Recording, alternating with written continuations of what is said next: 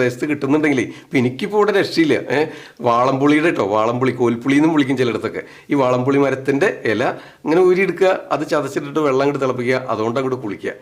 അപ്പോൾ ആ നീരൊക്കെ വറ്റുന്നതിനും ചുട്ടുനീറ്റം കുറയുന്നതിന് അതുപോലെ വേദന കുറയുന്നതിന് സഹായിക്കും. അപ്പോൾ ഇതിനൊക്കെ ഡോക്ടർ കൺസൾട്ടേഷൻ സമയത്ത് തൈലങ്ങൾ നിശ്ചയിച്ചിട്ടുണ്ടാവും. ആ തൈലം സമം ചേർത്ത് ചൂടാക്കി കഴുത്തിന് കീഴെ തേച്ച് തലോടി ഒരു അരമണിക്കൂർ ഇരുന്നിട്ടാണ് ഈ കുളിയെന്നുണ്ടെങ്കിൽ ഒന്നും കൂടി കേമായി.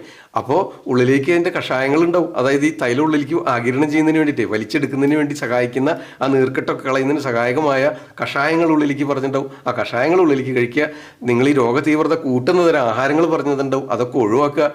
പിന്നെ തൈലങ്ങൾ തേച്ച് തേക്കുക, ദേഹത്ത് അഭ്യംഗം ചെയ്യുക, തലോട് എണ്ണയിടുക എന്ന് പറയില്ലേ, അത് അമർത്യം തരുമ്പോണ്ട് പതുക്കെ തേച്ച് തലോട് മുകളിൽ നിന്ന് താഴോട്ട്. അങ്ങനെ ഒരു അരമണിക്കൂർ ഇരുന്നതിന് ശേഷം ഈ പഴുത്ത പ്ലാവിലോ പേരയിടയിലോ ചതച്ചിട്ട് കടുക്കയും നെല്ലിക്ക താന്നിക്കുക, ഇത് ചതച്ചിട്ട് തിളപ്പിച്ച വെള്ളം കൊണ്ടോ കുളിക്കുകയാണെങ്കിൽ ഈ വേദനയും നീരൊക്കെ ശമിക്കുന്നതിന്